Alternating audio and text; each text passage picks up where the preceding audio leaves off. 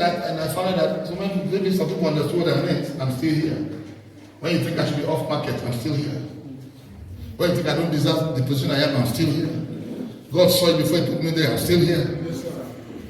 If you think I should be dead by now, I'm still here. If you think I should not, have what I'm having, I'm still here. That I'm still here is a message on its own. If I will teach you, I'm still here, you will see a lot of things. Today's topic is what? I'm still here. So I want you to put off today from your mind the manger mentality. It doesn't matter where you were born. It doesn't matter who gave back to you. Are you still there? It doesn't matter when you were born. It doesn't matter what was present and what was absent. One more thing. It doesn't matter who came and who did not come on your naming. It doesn't matter. The people you're going to meet later will be more than those that came for your naming. That's why I don't have the dream of staying outside. I was talking to a friend of mine who lives outside the country. He said, the only reason why I'm still delayed coming back home is because of Nigerian roads and the light. He said, here I'm going through stress. But I trust God that Nigerian roads will be better.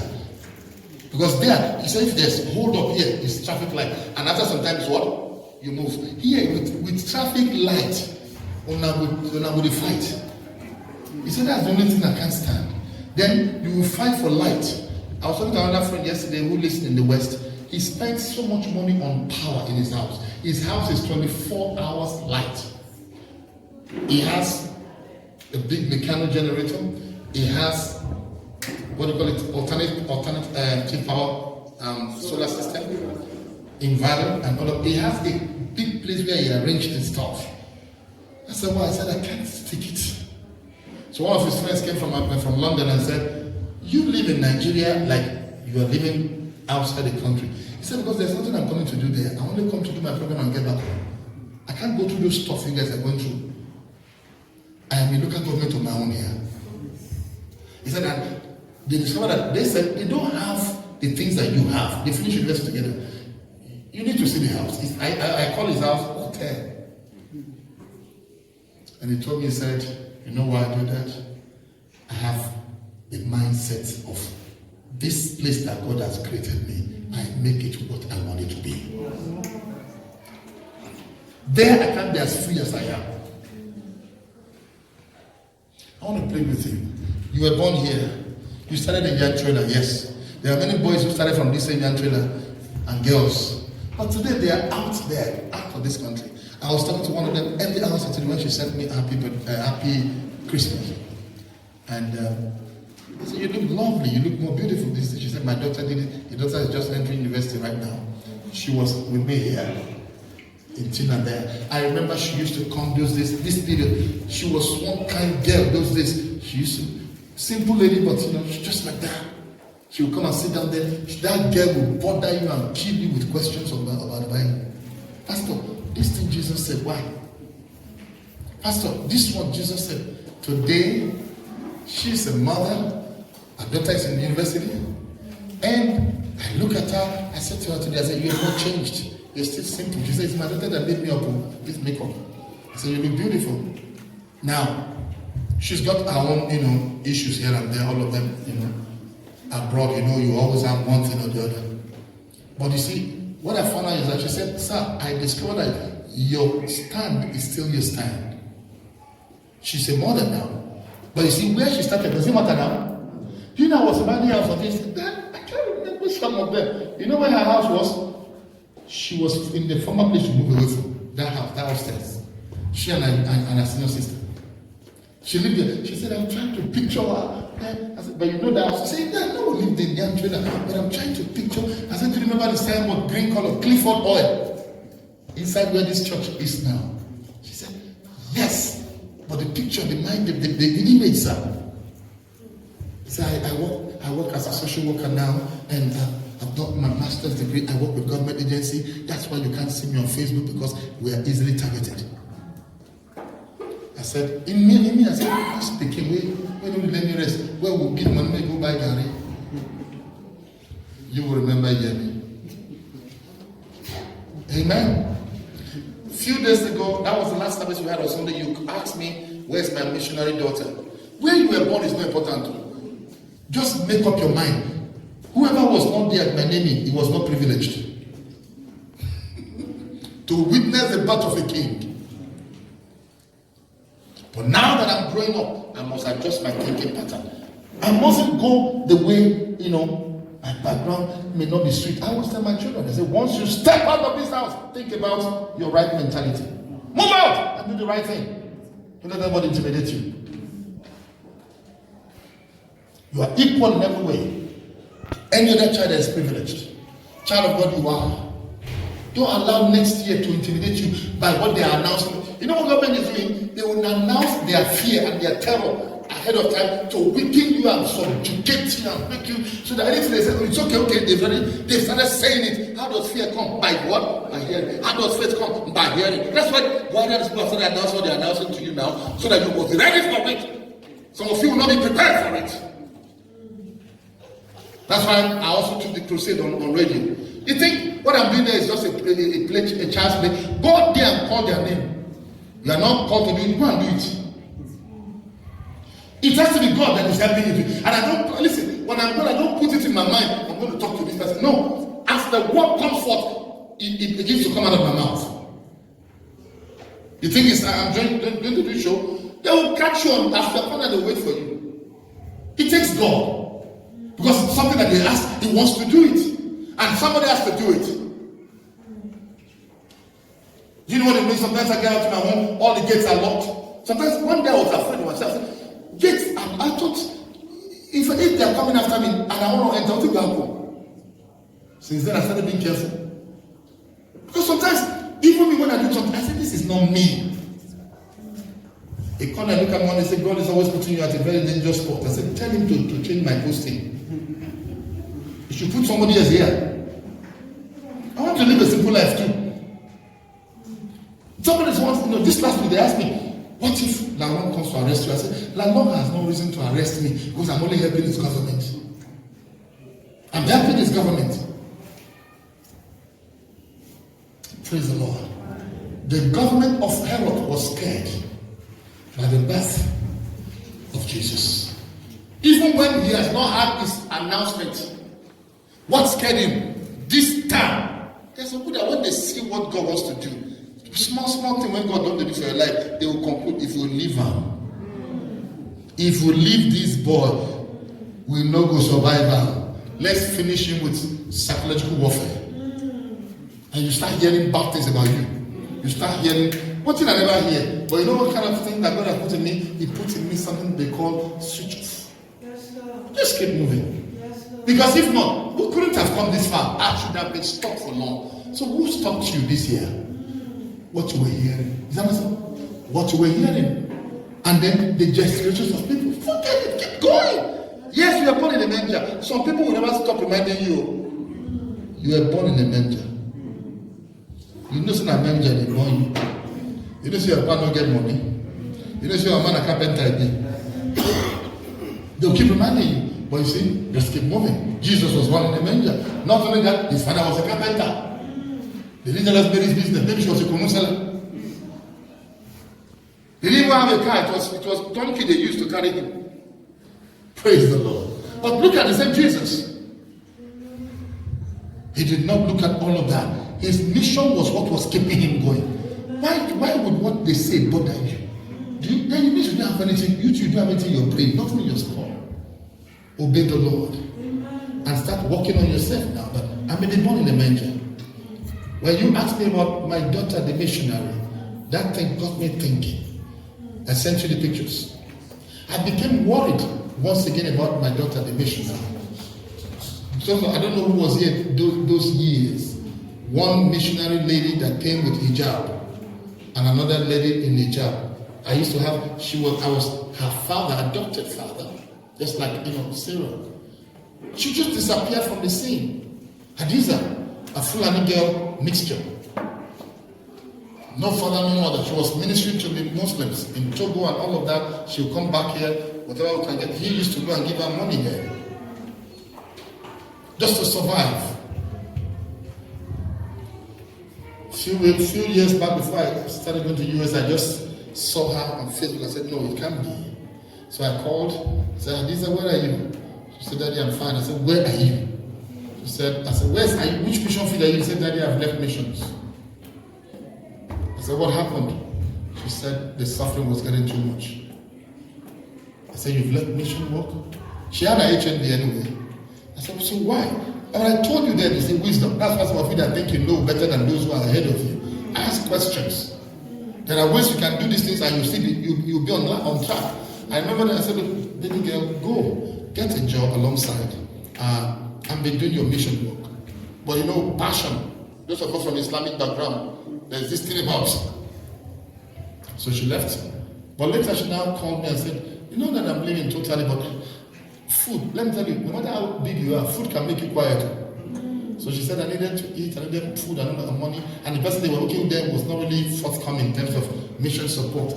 When God will ask churches what you did with the money. The money of the church is not meant only for church people. It's meant to take care of other of God's servants on the field. Brethren, if you remember those days we used to send money to some people outside. And there are times that no matter how you do it, some people were asking, I had somebody ask here, asking definitely what does the pastor do with the money? He doesn't eat it too. If I'm eating the money, I won't be driving this car. Brethren, I want to. I know what comes into this church sometimes is not what, the thing I really want to do, but we still push it in. We may not be shouting what we're doing. I remember clearly the money, God has different disciples. Some are inside, preparing in the kitchen, they are preparing the food. That's what we're doing, preparing the food for the boys outside.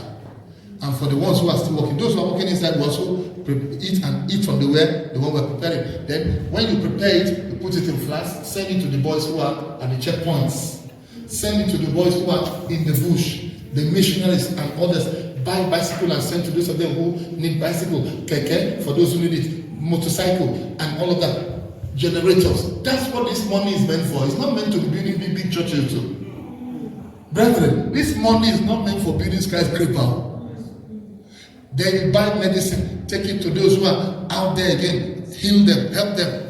But the staff of the ministry of the kingdom, I'm not talking about church staff, kingdom staff. Because when I say staff, I say, okay, those who are working in the office. I mean kingdom staff. You send it to them. Their allowances, send it to them. Foodstuffs, send to them. Then you can come back again to the community. You do it. That's what the church money is meant for actually. But you see, you don't muzzle the ox that churches what? They come here. That's the excesses that people have taken over now. There's some church people now say, I'm not giving my tithe to any pastor. I'm not giving my offering to any pastor. They are eating the money. I saw one small girl that they misled, the Ghanaian girl.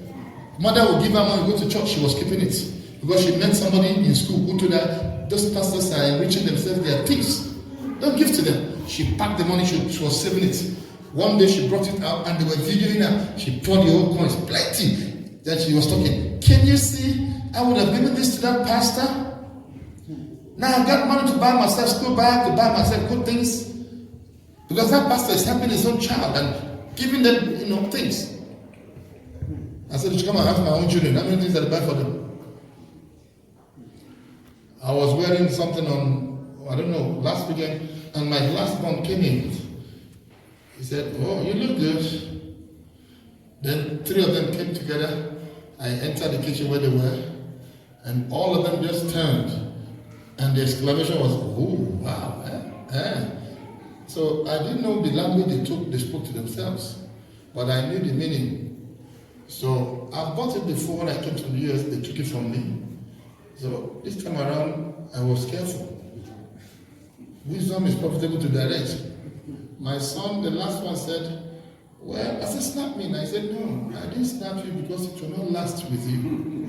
It's temporary. That you just feel it. Thank God. If their mother went out with them and bought them the same, joggers, that's what they call it. I said, mine is not even new one, it's not a brand new. The brand new I brought from America, they took it. So somebody had this year of me and brought it for me and I bought it. So when the boy said that thing, I was inside of me, I was saying, Lord, thank you that I even have children that will say they want mine. Yes, sir. Do you know the moment that boy said that thing, I already said in my mind that you enjoy it while it lasts. So when the answer the answer, I said, then I called him and said, I hope I can still continue. He said, for now, just be using it. But there's something about, have you noticed why those days, when fathers, when they eat and they do this, you always look forward to that your papa own, that's small, that's their own. If they finish eating, you all wait to carry that papa own. I don't know who you are today. Respond to the Father's love.